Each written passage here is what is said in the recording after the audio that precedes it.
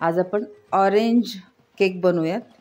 1 वाटी नाचणी पीठ घेतलेलं आहे मी, 1 वाटी पिठी साखर आहे, अर्धी वाटी दूध आहे, 4 संत्रा मिक्सरला वाटून मी ते ज्यूस घेतलेला आहे संत्र्याचा। ड्रायफ्रूट आणि फळं बघूयात। 1 केळी आहेत कट करून घेतलेली, मोसंबी, हे मिक्स सीड्स आहेत, ड्रायफ्रूट आहेत, काळा मनुका, बदाम आणि हे सफरचंद, अर्धी वाटी शेंगा तेल वापरलेलं आहे मी आणि हा इसेन्स आहे। प्रथम नाचणी पीठ चाळून घेऊया। अशा पद्धतीचे आपल्याला चाळण घ्यायचे आहे।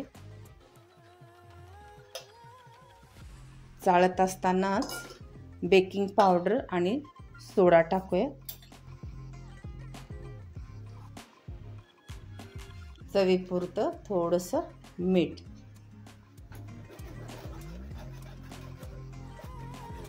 पीठ चाळत असतानाच बेकिंग पावडर आणि सोडा टाकल्यामुळे आपला हा ऑरेंज केक छान होतो। दूध टाकूया, शेंगा तेल, 1 चमचा तूप, हे मिक्स करून घेऊया। मिक्स करून झाल्यानंतर हा ऑरेंज ज्यूस टाकूया।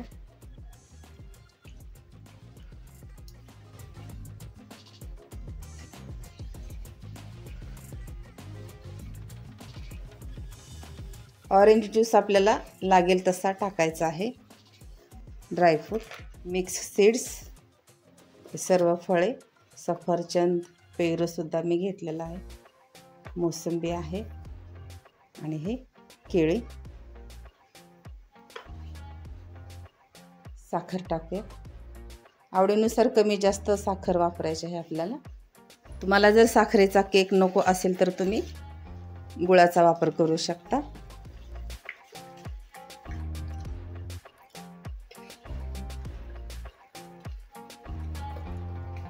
बेक करण्यापूर्वी आपल्याला हा इसेन्स वापरायचा आहे।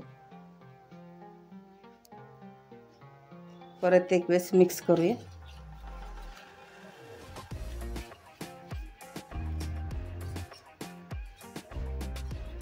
छान पद्धतीने आपलं हे केकचं मिश्रण तयार झालेलं आहे।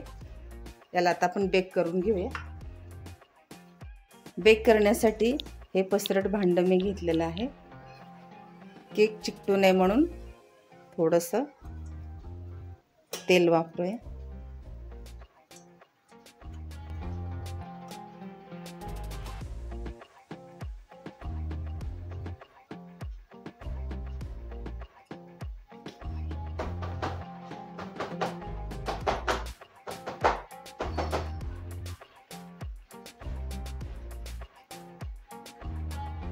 मोसंबीच्या फोडी आपण लावून घेऊया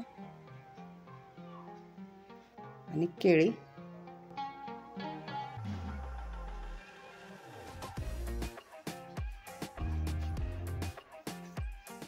केक बेक करण्यासाठी अशा पद्धतीची मी कढई गरम करून घेतलेली आहे। भांड ठेवायचं आहे। मंद आचेवर आपल्याला हा केक साधारण 20 ते 25 मिनिट झाकण ठेवून बेक करून घ्यायचा आहे।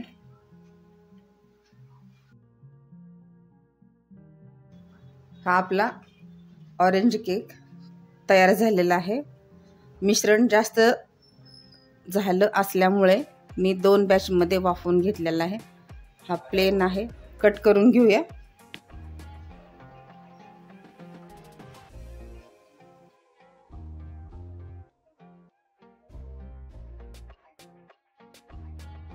छान असा फ्लफी झालेला आहे आणि आपण जे फळं वापरले होते ते सुद्धा छान वाफवून झालेले आहेत।